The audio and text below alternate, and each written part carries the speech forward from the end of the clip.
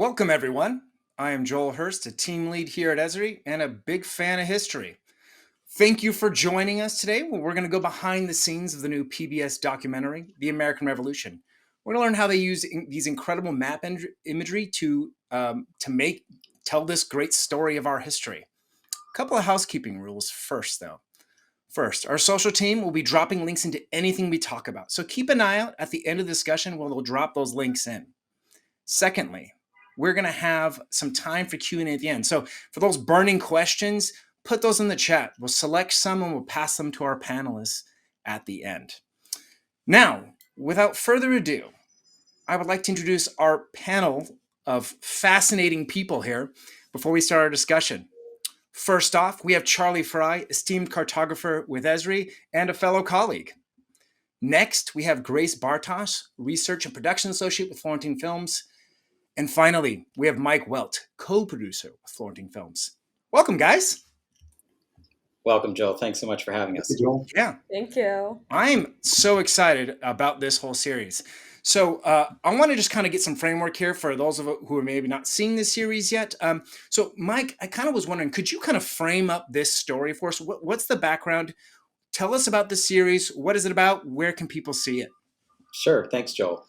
American Revolution is a 6-part, 12-hour series airing on PBS. Episode 1 aired on Sunday, and every night this week you can catch a new episode. For those who like to binge watch, you can catch it on the PBS app. And we are always proud to say, since this is PBS, it's free. You can watch it for free, and we hope everyone gets a chance to see it. Awesome. I'm definitely one of the binge watch variety, so that'll probably be my selection. I just hate pausing between things. Absolutely. Yeah, that's great. Okay, so into the kind of story itself. So in terms of storytelling, obviously you needed maps to kind of tell a story, but how do maps support this series? That's a great question, Joel. We're storytellers, and maps help us tell a story. If you just sort of close your mind for a second and visualize in your mind a map of the North American continent with maybe the 13 colonies on one side of the Appalachians, that map in your mind tells you a lot about this history and what was at stake at the war, namely the North American continent. And I think it also tells you a lot about the challenges of fighting this war, why it would be so difficult for either side to win. To be more specific, though, what we're seeing now is a map of our committees of correspondence. We had a challenge of how to visualize something that wasn't really a visual element. The committees of correspondence were the networks of resistance that formed early on in the war as colonists began to, as the revolution was getting started. And we had this challenge, how do we show that visually? And what we decided to do was show the roads at the time period. The roads were how information traveled. It was how revolutionary thought traveled. So that was how we solved the problem of how to visualize that. So that's kind of an interesting idea you have there. So you're saying that, like, well, yes, these are roads that people will pass commerce, but if you think about it, this is literally the framework with which ideas were flowing. This would be us going, hey, here's the map of the internet, and here's all the email chains. You can put that on a map and kind of help tell the story. It's kind of the most abstract thing that we're trying to make concrete. Yeah. That's what we're always trying to do. That's so cool. Charlie, how do maps kind of, from your perspective, how do maps tell the story of the Revolutionary War? So that's, I think, a really interesting question, because the way I learned about the story of the Revolutionary War was using the old maps. I mean, I started by that, and then I saw I could convert them into GIS. But the storytelling that we are doing in the film is to get people focused on the right place in colonial America and have them follow the narrative going through that. And these old maps, and this is a good example, it's I call it the Danville map, and it was published in 1776. And if you look at this, where should you look first? There's just lots of detail, and it's a great reference map, but it's not a storytelling map on its own. And so what we needed to do was figure out how to focus people, and the map Mike had was a good example of the idea that we need to filter out the things that aren't helping the current part of the narrative, and then we need to start people on something they can see easily and then view through the narrative. So it like putting that Danville map up and using that would be like just confuse the audience essentially, right? You're like, there's too much to see. You're seeing everything from Florida to Maine. You're like, where is where's this one character right now on this whole thing? Exactly. And then, back then they weren't telling a story about, one person and their role in things. Like we have a whole series of those kinds of stories in this film series, and this helps it get focused in a really productive way to help people learn and understand what was going on. Yeah, I think that's an important idea to take away, that the maps help focus. They help draw attention to what's important. Uh, so this, and kind of continuing this conversation, Grace, over to you. Like, in terms of storytelling, how did as you research, how did the maps flesh the story out for you? I think for me, maps show us where something happened, which helps explain why it happened. Maps emphasize spatial relationships between two different places, and in the case of the American Revolution, the locations of the British and the American armies. They help viewers see the physical geography of the war, which helps uncover these lesser known causes and connections of certain events that are probably not obvious at first. And the geography of our country is a huge factor that affected the American Revolution. Thinking about episode 2, which premiered last night, the writer Nathaniel Philbrick says that the people of the 18th century were not just fighting each other, they were fighting the American climate and geography and topography. When Benedict Arnold and his men had to advance up north to Canada, a British map had suggested that Quebec City was only 180 miles away from Cambridge. But it turned out, however, that was actually 270 miles. That's a Oof. huge difference. And during this brutal trip, Arnold had to lead his men to cross frozen rivers, battle winter storms and tornadoes, hike through forests, and climb over mountains. Our maps highlight the sheer distance that the men had to travel, and they did so just walking or sailing. There were no vehicles or cars, and the unforgiving land in which they had to cross. And it's details like this that remind us how crucial maps are in showing us how terrain like mountains, waterways, and forests affect the war. They create these natural barriers, they control routes for travel, they force unexpected hardships on these men who are traveling, and they encourage a certain strategy. And speaking of these strategic elements, we also see how ports like Boston, New York, and Yorktown served as these essential points, granting an army the ability to control the harbor and the surrounding water, which we'll see later when Mike shows us one of our maps from the Battle of Long Island. And I think additionally, our maps show just how widespread the war became. In episode 1, the historian Vincent Brown tells us that there were actually 26 British colonies in America, and that those in the Caribbean, which the map was showing us earlier, and that those in the Caribbean, in large part because of the slave labor and their location, were actually the most profitable, the most militarily significant, and the best politically connected. And our map gives us this visual and showcases the scale of the war. It wasn't just fought in these 13 colonies, it spilled into Florida and the Gulf of Mexico, down south to these islands, up north into Canada, and into the Indian land to the west of the Appalachians. Yeah. I'm still kind of like amazed at the fact that they're like, oh, it's 100, and when you said 180 miles away, and then it turns into 227, that level of inaccuracy, you're adding so much more to the work. Like, oh yeah, that'll take us 4 days. Nope, that'll take us 7 days now. That's such a huge change. And then to show the whole global scale of this, I think you're right. Like those maps just bring this larger narrative to the forefront here. But so I'm curious that obviously that's kind of how maps support the story, but interesting on the kind of the details of the maps themselves. So Charlie, as the cartographer working on this, how did you create the maps? How long did it take? Charlie, I think you might be muted, sir. Good point. I've been working on these maps since 2002, actually, and actually began working with Mike and Grace about 2.5 years ago. And with these maps, what I'd figured out was that there's hundreds of maps that were made in colonial America at the time, and it's overwhelming when you start looking at the idea of how many features there are, and some of them are agreed upon. And I ended up making this map of Boston in 1775. I used 17 maps, including several that were made by the British Army, several that were made by people who just wanted to communicate what Boston was like back to the citizens of London and Great Britain living on the British Isles, and realized that GIS was a great tool for holding all of that. And I ended up kind of taking that work home with me as a hobby, and I've kept doing it. Um, to make the maps that you're seeing in the series, we ended up working with a phenomenal graphic designer, Molly Schwartz, and she ended up designing the look of the maps. And so we ended up with 3 different scales. So you would see, slightly different looks at different scales, and then she even designed the typeface that shows up. So there's this kind of very concierge look to these maps that is both rooted in modern technology to make it look good on a big screen, and at the same time having a strong 18th century flavor.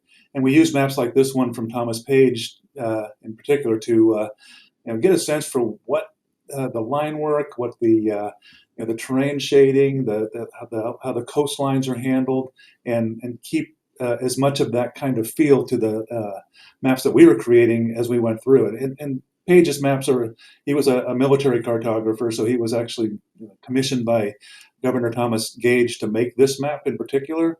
And that was to help the British understand the geography that they were occupying. And it was interesting because Boston is a dynamic city, and Page had a few months to make that map, and of course there were parts of Boston that were under construction, just like today. And so Page went through, captured that snapshot. He made several other maps as well, and there's subtle differences on the maps. And what we wanted to see was, well, how would we make a map for a particular snapshot in time, and which things were there? And I remember one last conversation I had with Mike about the Boston maps, which was so. Which we knew one of the long wharfs was called either Clark or Hancock Wharf.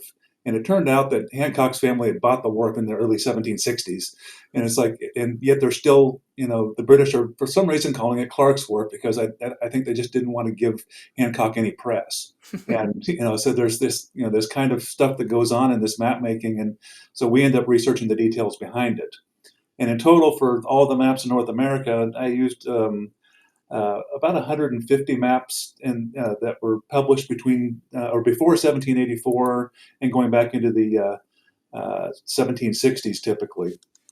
And sometimes I worked with the original documents, especially early on when I was just learning how to see what I was seeing on the maps. And then as I learned how to do that, like for instance, some of the Library of Congress scans of the Battle of Breed's Hill had little pencil marks in the margins that somebody had added, somewhere, post-battle, but before it got to the Library of Congress. And they gave the counts of the troops, and it taught me to ask better questions than just looking at what was on the map and trying to figure out, like Grace was saying, well, why is this stuff on the map? What's the reason for these kinds of things? And so every document has its own set of stories, and it was fun to just figure out what they were trying to tell us, and then translate that into relevant detail when the narrative of the film showed up needing that detail. Now, Charlie, I just want to kind of check a detail. So you started in 2002 working on this, but Yes. You weren't working on the film since then. What led you to start doing this research? So I learned, my family had known I had an ancestor that fought at the Battle of Breed's Hill. And at the time, my oldest son was in 5th grade, and in California, there's a 5th grade history project. And we thought, well, why not figure out where he was during the battle? And in the 2 months we had, we didn't figure out where he was. All we learned is that, well, he wasn't a major like he was at the end of the war. He was a second lieutenant, and he was with some of the New Hampshire troops.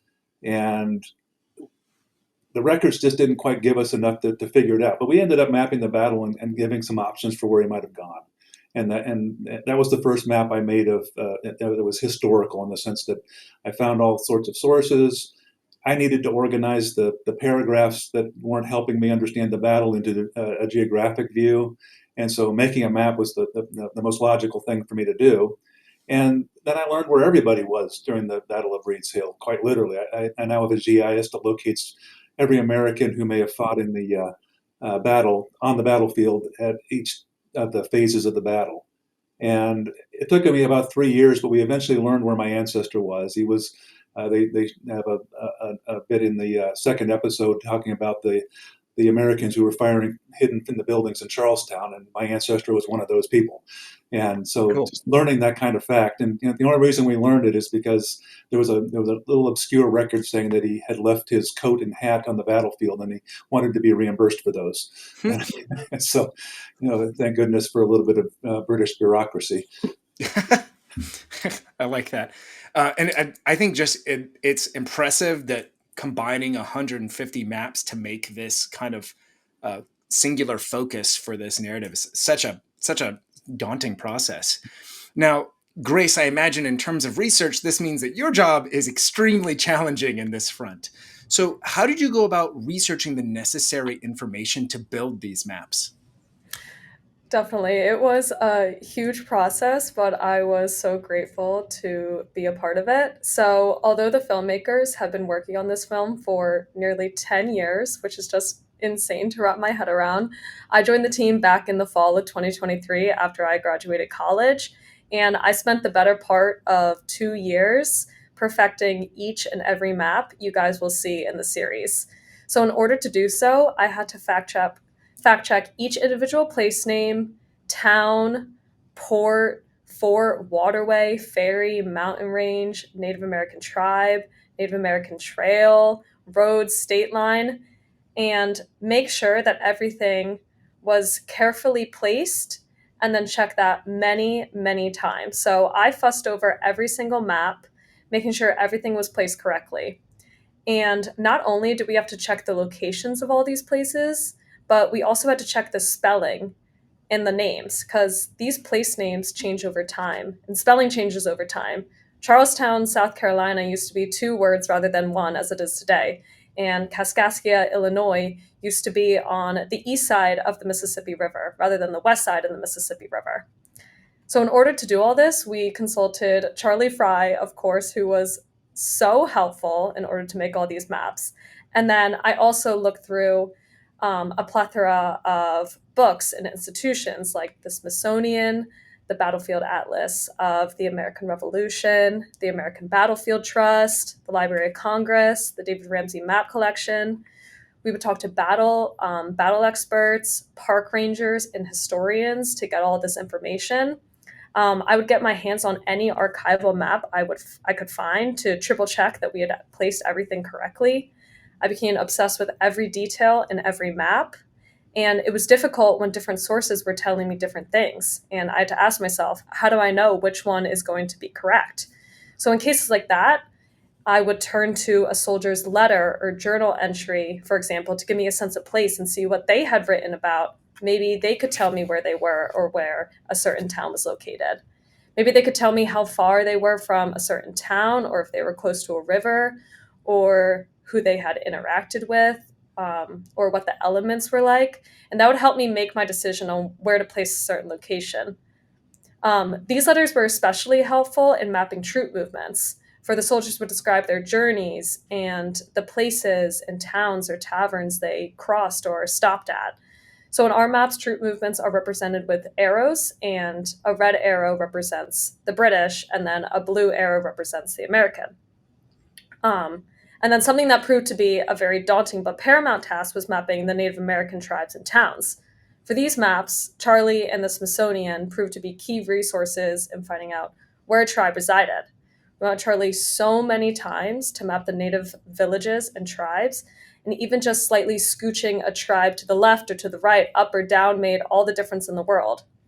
As you could see in the previous map in which we had just shown, these native towns and villages were scattered all across the country. There we just saw them in Pennsylvania, but you will see them in Pennsylvania, New York, Virginia, Massachusetts. You will see them all across all of our maps, and it's just really important to be able to see those integrated into our world, because I don't think you could talk about the American Revolution without talking about the Native American experience.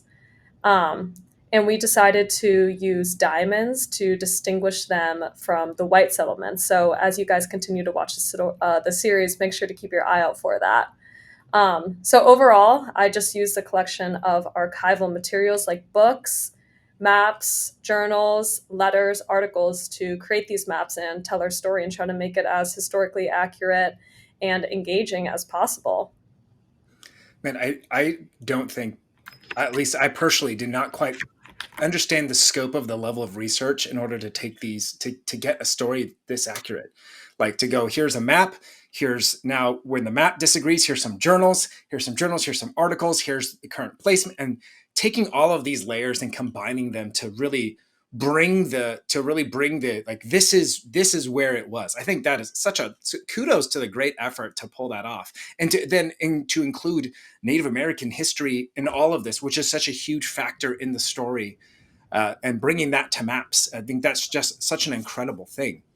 Totally. And I just want to add real quick that there was almost so much information to include. So then we had to make a decision of we can't show everything in every single map. So then it became, okay, what can we show here? What do we want to show here? So then it was the fact that we needed to show what was most significant, which is why it was so important to show these Native American towns and villages. And then in regards to the white settlements, we could only show so many. So then we had to choose based off of population or size, significance. And then you will see in our series that the place names are actually different sizes to show us the different levels of significance for these towns. Yeah, that's yeah. Just the layer of detail is incredible. Mike, so in terms of crafting the story and kind of getting that narrative focus, what was your process for crafting the maps for this documentary? Yeah, so first of all, it's just fun for me to listen to Grace and Charlie talk. It makes me realize how easy my job is.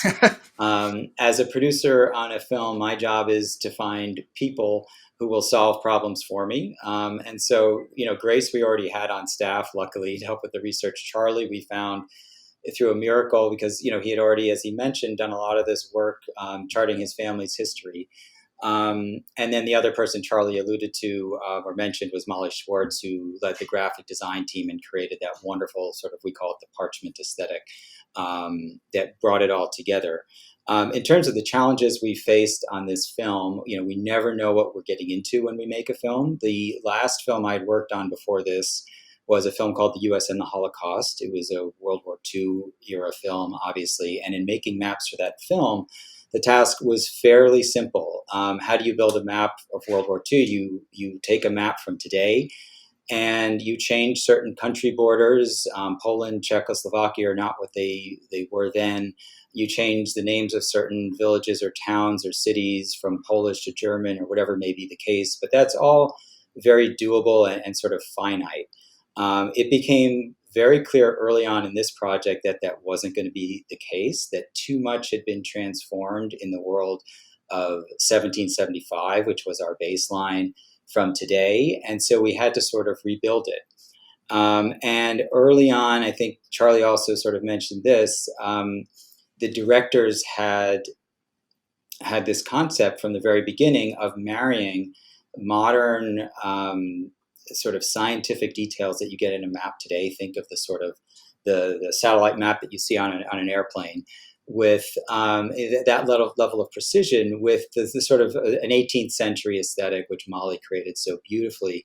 And the challenge with that is once you have modern details and that level of precision, now Charlie is working with these old maps, and he has to bring it all together and make it accurate. So if you think of our map we built for the Battle of Long Island, I think is a great one for us to look at. Here you see all the wonderful present day or accurate topography. You see the elevations here. Charlie had to take these roads those are the real roads from archival maps at the time, and make it work, right? They don't just line up when you take that data from an old map and scan it. Charlie can talk about that. And I think what's so wonderful about this map is then it also comes together and helps with the storytelling, because what you're seeing here, the British troops are positioned on the south. George Washington's troops are in the upper left in Brooklyn Heights there, and the British have to you see them 4 passes here to get through the Gowanus Heights. That elevation is so important. And what they end up doing, I don't want to have too much of a spoiler, but they try to sneak around the passes here to get through the elevation, to get to Washington's men. And again, this is where I think just having the sort of modern details were so important to our storytelling, and being able to marry it with the aesthetic that worked for the film was Charlie's work and Molly's work to bring it all together. Yeah, I think the modern resolution to a map, to this 18th century aesthetic, there's such a cool, and it's such a cool way to tell this story, to make and to bring it to reality for us. In terms for all of you, obviously this is this is a step in the past, several hundred years. So I'm interested to know kind of what you guys uncovered in the process of putting this story together, researching these maps. And so, Charlie, I'd like to start with you first. What was something something interesting you uncovered during this process? I think the answer to that for me is kind of a two-parter, and I was kind of realizing this kind of slowly over the last couple of days as we were thinking about what we would share in this for this question. And the first thing was, and I think we've been hitting on this, is that making the maps that showed the American Indian tribes and the locations of all the features that mattered in that context was something that when we got it done initially, we realized that we hadn't seen modern maps that showed this information. Some of the British maps at the time definitely did, but it was difficult to make sense of it. And I realized that the thing that made a lot of this work for us first on the research and then all the way through the production process was a meeting we had early on with David Schmidt, who realized that we were struggling because I didn't know which date to use to anchor, whether a feature was going to be on the map or not. And so forts are a good example of features that are fairly ephemeral in the context of the American Revolution, because there's a lot of old French and Indian forts that are ruins. There's new forts that are being built throughout the revolutions, and which ones do we want to show on the maps that we're creating? And so he gave us a date and said, so most of our maps we're trying to hit April 19th, 1775. And having that date ended up giving us is this feature right at that moment? As a kind of a decision-making process, and that's what led to the kinds of things Grace was talking about with, we move this to the left or the right, or making sure that everything was fitting. Yeah. And so with that rule in mind, I think we were a lot more productive in getting things done. And then as I was researching through the Smithsonian's, they have a 17-volume set on it's basically a handbook of North American Indians, and they go through every tribe. And all of the people have this kind of similar form to how they're presented. It goes through where did they live, what were their habits, what was their culture like, and so on. And in those initial maps, the difficulty was they usually spanned the entire lifetime from first contact all the way through to whatever happened to them as America went from colonial to the United States. And what I needed were features that I could anchor within a few years of April 19th, 1775 in order to say that's where they were. And so for all the people who, relatively speaking, had long-term villages, that became a lot easier. I'd start with the villages and figure out that's kind of the heartland of their territory. And all we needed to do was just put a name in a pretty good place on the map. We didn't have to define a boundary which technically didn't exist anyway. What we needed was a name in a spot that was going to be adequate for anybody who didn't know better, and very good for anybody who did know better. And so that was the kind of a fun challenge. And so I really enjoyed that kind of both the discovery process and then seeing the output, because once we got that first map done for 1775, we realized that 1607 actually is a time frame that we need to help explain how we got to colonial America, because it turned out the entire eastern seaboard was peopled, and it wasn't in 1775 in the same way that it was in 1607. So interesting. Figuring out that in episode 1, there's a really cool map that kind of blends between the two, showing how that ends up shifting, and I think that was, for me, one of the fun things of working with Florentine was having people like Brian Lee on the back end who does all these graphical effects, take what we gave him and make something special out of it. Yeah. So Charlie, it kind of sounds like that you like making maps as well, which is probably good for a cartographer, I imagine.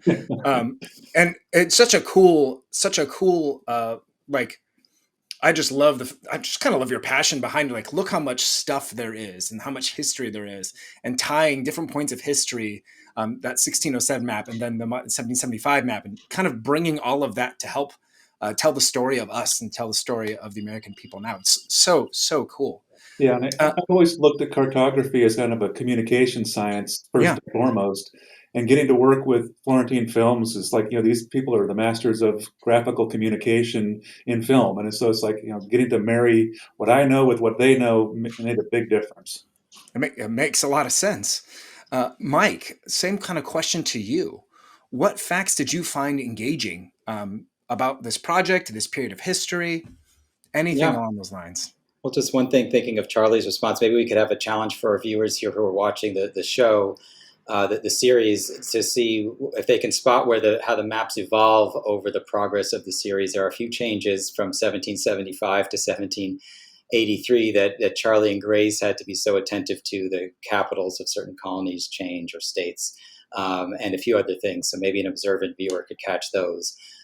For me, the big thing that I learned in this was, I think, as Charlie said as well, it was the presence of the Native American peoples within this world. As someone who doesn't know this history, certainly didn't know it going into this project, I had expected, in looking at the archival maps, for the Native American peoples to be in absence, that we had to somehow research and replace. And what was so shocking and fascinating to me was to discover very quickly that they were not in absence on the colonial maps. The Native American settlements and territories were clearly marked. They were obviously a very important presence in the colonial world. They were trading partners, they were allies or enemies in war. This was a very sort of integrated world in one piece. And one map that I think shows that, I think you've probably seen it in some of the maps that we've shown already, but we did a map of the Great Wagon Road in episode 1. And that was one of this map, as it animates, you'll see one of the road. This is like one of the main arteries going from north to south. If you're looking carefully in Virginia, you can see a number of Native American settlements that were still there in Virginia, part of the colonial world. And of course, as you look west of the Appalachians, you can start to see the Cherokees and other Native American peoples who we mapped all the way to present day California. I think another thing you start to see on this map, when we're up in the Northeast, you see a lot of roads. The colonial world in the Northeast was connected by roads. As you move to the South, there really isn't much else except for the Great Wagon Road and its waterways, and that's how people are traveling. So you see how the physical characteristics of the world are organizing people's lives. Yeah, absolutely. It truly is. It's kind of the reality of this whole project, and reality of the world at the time is like coming to light because of this whole work. So you guys are doing an incredible work. Grace, what did you uncover in this project, which you found engaging? Definitely. Echoing what Mike and Charlie had said as well, I just don't think you can tell this story without talking about the Native American peoples.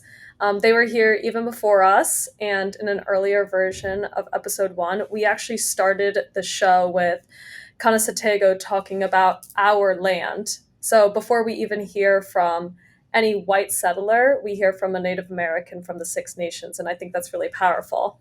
Yeah. So in our maps, it was really principal, as Mike was saying, to show these Native American tribes and to highlight them. So we really wanted to make it known that they were a strong presence here in the United States, and to integrate them into the world. So as you could see here, there were many, many tribes living in the United States. As you can see, they're being highlighted on this map. And as Kathleen Duvall explains in episode 1, hundreds of Native nations were still completely intact, completely independent during the American Revolution. And they were largely affected by the fighting in the war, and they were forced into it, especially as settlers began to move onto their land in an attempt to expand westward, completely ignoring the proclamation line. I won't say much more since there's still 4 more episodes you guys need to watch, No but these spoilers. nations, no spoilers here, but these nations played a huge role in this war, and we don't learn enough about them in schools. And then I also want to add that something else I learned was that the American Revolution was just as much of a civil war and a global war as anything else. The United States was not united at all. The red and blue battle arrows didn't just represent the Americans versus the British, it encompassed the Hessians, the Spanish, the French, enslaved people, free black men, Native Americans, sometimes even women. And families were completely torn apart. Neighbors had to turn on neighbors. And a scene that really stands out to me is in episode 4. I'm sorry, I am going to spoiler. Oh I'm no. going to give a spoiler, but it's in episode 4, and it's during the Battle of Saratoga, where a soldier witnesses 2 American soldiers on opposite sides of the water who dash towards each other, cross the river, and embrace in the middle of it. And it actually turns out that they were brothers, and they had no idea that they were on opposing forces Hmm. of the war. So Roger Lamb was there, and he witnesses it. And he writes, quote, "They were brothers. One was in the British and the other in the American service, totally ignorant until that hour that they were engaged in hostile combat against each other's life." So I think that's just a really heartbreaking scene that reminds us that this was a war. Yeah, and I think that's such an an empowerful thing, that this is not, it is not as clean as it seems looking backwards through time. From their perspective, it was messy and it involved a lot of people and there was a lot of uncertainty. But I think you really kind of transition, kind of direct us into kind of our next quick question here, guys. And I just want to get your quick thoughts on this. For each of you, what do you hope people take away from this documentary? Grace, how about you go first? So, as I was saying earlier, maps tell a story, and our maps showcase the complexity, the horror, the messiness of the war, and they highlight this full picture of a really complicated, scary global conflict. This was a bloody war, and the plethora of battle maps we've included really highlight this. Our maps also visualize action and can shock viewers and encourage an emotional response. So, this map, which we're seeing here, is from episode 4, which will premiere tomorrow. It's after the Battle of Saratoga, where the entire British army surrendered to the Americans, and 6,000 British and German prisoners of war were forced to march from Boston. Forced to march to Boston from Saratoga and then sent south. So, in the end, the prisoners of war actually had to march more than 600 miles to Charlottesville, Virginia. And then, still later, they had to march to other camps in Virginia, Maryland, and Pennsylvania. And many died. The conditions were horrible. And as you can see on this map, it's just unbelievable to see how huge this red arrow is to show this distance in which they had to travel. And it's men, women, children, infants who were forced to travel on foot. Yeah.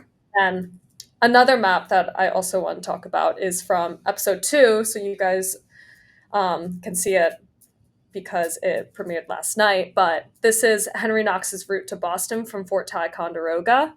And after seizing 55 guns there, Knox was tasked to move them 300 miles down into the Hudson Valley, across the Berkshire Mountains, and all the way to Boston. Wow. So when you look at that map and you try to visualize that action, it's almost impossible to think about doing something like that, hauling 55 guns, cannons, using horses and ox teams to do so, crossing rivers, mountains. It's just is this incredible feat. And Rick Atkinson in our series describes it as one of the most extraordinary missions in American military history. And I think that map really highlights that. Yeah. So overall, I just want viewers to appreciate maps' ability to make basic concepts easier to understand, to bring the invisible to life, and to tell these personal stories. And in the case of the American Revolution, I think these maps are a really powerful tool in documentary filmmaking. Yeah, and I want to make sure, guys, we have some Q&A queued up here, so I want to make sure we get to this. But I really want to hear, Charlie and Mike, your thoughts on this as well. What are some so quickly? What do you hope people take away from this? Let's go with you, Mike. Yeah, I think, Joel, history tells us about who we are in the present. And I think, I growing up knew so little about the American Revolution, even though I grew up in New York City, which is one of the places where the revolution was fought. I think I knew so little about it. Because it's such a complicated subject to teach. When did the revolution start? When did it end? What were the colonists fighting for? I think all those things are really complicated, have really complicated answers that historians still struggle with. That's what makes it so fascinating. And I hope our film sparks those kind of conversations in people's minds. Yeah. Yeah, I think it will. It's so powerful. Charlie, over to you. So I have a couple of quick things. So the first one is kind of to echo my journey through all this, which is to inspire historians and filmmakers or anybody with a passion project in history to, GIS is a great tool to organize and create essentially a system of record of all the information that you have available. And I made all the data that I created available in ArcGIS Online, and this is just a quick animation of the map that I made. And it's all of the information that I made available to Florentine Films. They pulled from this to make all the maps that we're seeing in the series. All of the data is available under a license of Creative Commons by 4.0, which means anybody can use it. The only thing I'm asking is that they cite that they got it from this source. And the last thing is that I did all of this with an ArcGIS home use account. It's the same rate as the student accounts. It's a great way for somebody to take advantage of the vast majority of the functionality that ArcGIS has to offer at a huge discounted price that it's actually affordable to do year over year, and I can keep this data available for as long as anybody's continuing to use it. So I'm really happy to have that ability to do that. So thank you. Yep, and thanks for making that available to everyone. I think it's such a maps for the people. It's so very American in its ideals. I love that. So now we have some Q&A. I'd love to get this going for you. So question one, I'm going to start with you, Charlie, and then we'll open it up to everybody here. How do you think younger audiences or students might engage differently with history when it's presented through maps and spatial storytelling? So one of the things I think is more important for anybody really is to be able to explore history through a map. And that means usually starting with your backyard. And the point here is that by using GIS, we can systematically document every backyard so that whenever somebody clicks on theirs, they get the story that is it's local to them. And then I think anybody trying to understand history has the challenge then of taking that kind of local story and pulling it back up to the broad set of events and seeing the context that their locale has, and then begin to explore and compare other places and see what was involved for them. And I think there's a lot of the storytelling that happens in the film series that echoes that process, because there were hundreds of thousands of people experiencing the Revolutionary War differently. And it starts with how you understand it yourself. Yeah. Start with the backyard. Mm-hmm. It's great. Great. Mike and Grace, any thoughts? I hope that the maps, they're not just tools for conveying information, but they give you a sense of place and feeling in the moment. And that's one thing, like when Grace was showing that map of the prisoners being marched to the south, I could really feel this sort of arduousness of that journey. So I think we think of maps sometimes as sort of these dry conveyors of information, but I hope they're much more than conveyors of information, but really conveyors of feeling as well. Grace, any thoughts to add to that? I think Charlie and Mike answered that wonderfully. I just want to add that for the younger audiences who are probably visual learners, it just makes these concepts so much easier to actually be able to understand when you can see them. So even just the concept of there are 13 colonies is what people initially think. And then Vincent Brown tells us there are actually 26. Being able to actually see the 26 colonies is so helpful. And I think that's something that younger viewers will really benefit and learn from. Yeah, absolutely. We got another question here. Charlie, did you incorporate the mapping made by geographers of the Army? Sorry. made by the geographers of the Army? Yes. Yeah, so a lot of the British maps started, like for instance, all the battle maps are produced by either British surveyors, topographic engineers, or cartographers that are, they're not just embedded with the Army; they're doing their job as part of the Army. And even the American Army, in 1779, they do a campaign called Sullivan's Expedition, and it's the Americans' response to the Iroquois burning some villages. And it shows how ugly the war was, but in that campaign. But at the same time, the Americans had Benjamin Lodge, who was a surveyor, literally mapping where that detachment went every day, where they camped, the exact route, which rivers they followed, which towns they encountered, and from that you have this exceedingly systematic record. And then you'll see in the next couple of episodes around Saratoga, those were all maps produced by British Army cartographers. They were, they're in a camp sometimes for days at a time. Some of the maps, you can just see they drew thousands of trees on the map because that's all they had to do. And so it's one of these things. As you look at the map, you realize what was going on. That fields and fields of forest that surround where the British Army has been located and their situation. Oh, interesting. Grace, we have a good question for you here as well. When working with 18th century maps, there's inevitably a margin for error when adapting the geographic information to the modern landscape.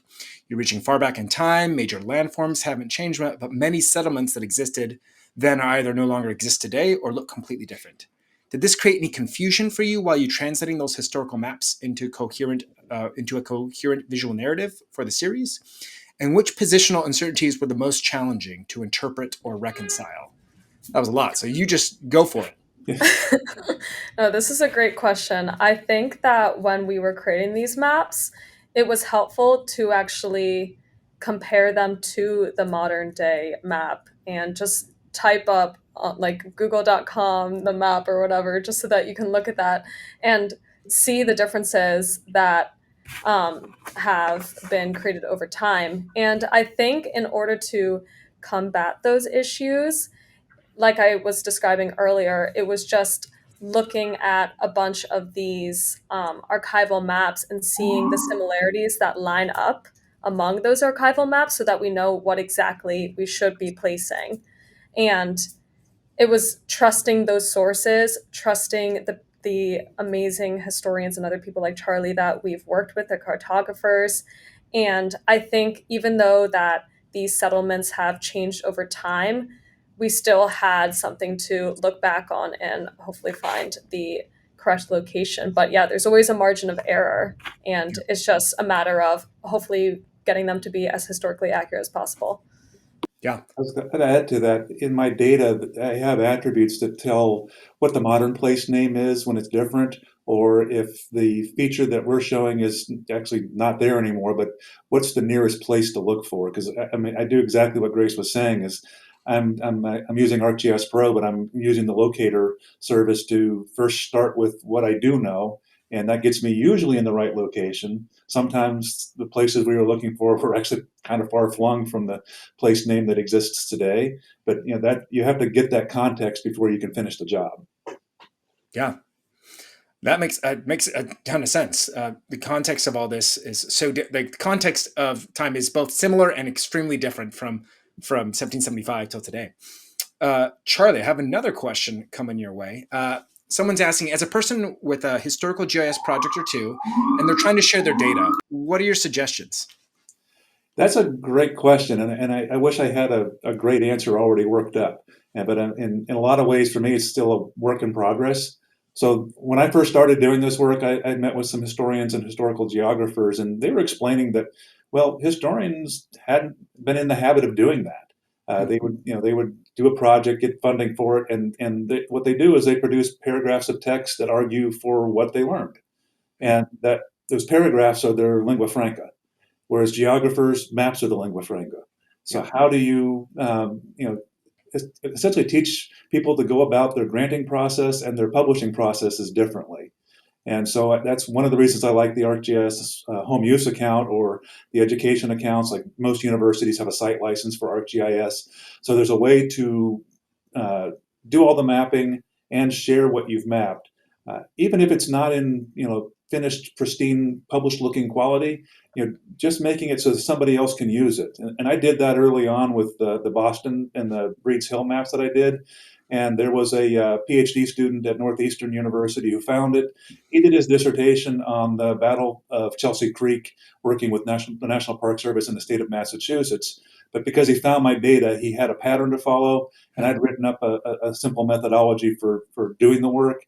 And he followed it, and they went, many times more detailed than I had ever done. So it was really cool to see that happen. That's great. Kind of a big final question that, Mike, I'm going to start with you, and then I'll open up to Charlie and Grace, to both of you. And this is kind of like a kind of a emotional, creative, kind of big ending here. Was there a particular moment during the production that really stuck with you, either emotionally or creatively?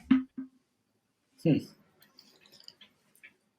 moment in making it. It's so interesting. What we do is so incremental. And then all of a sudden there is a moment when it just sort of clicks and it comes to life. I mean, it took us a long time to get the aesthetic where we wanted to get, like we talked about, the marrying of these sort of modern details, the elevation data, all of Charlie's precise mapping of all these locations and the roads. And I don't know, for me, it's just finally now that it's broadcasting, be able to relax and just watch it and see it and enjoy them. I think that's the sort of biggest moment for me. Yeah. Grace, Charlie? Yes. Echoing what Mike has said, I would say that the most special moment for me during this process was seeing the finished maps for the first time in one of our final screenings after we had locked them and we saw the master versions. I just was feeling an overwhelming sense of pride for all the hard work we had put into making these maps, and just so grateful to be with this incredible team of map makers and map lovers. And it was just a really special feeling, especially because I always say that my goal in life is to create something that outlasts me, and being able to be a part of such an amazing film with such a fantastic group of people is something that I will never take for granted. Yeah, that's really Grace, can I just piggyback a little and just let's give a shout out to our incredible staff, some of whom were not here. Charlie mentioned Brian Lee, who did so much work on the archival maps, which we also have animations on. They're a huge part of the film. Vicki Lee did so much of the research for the maps. There's a whole team, some of whom are maybe watching now. Thank you, guys.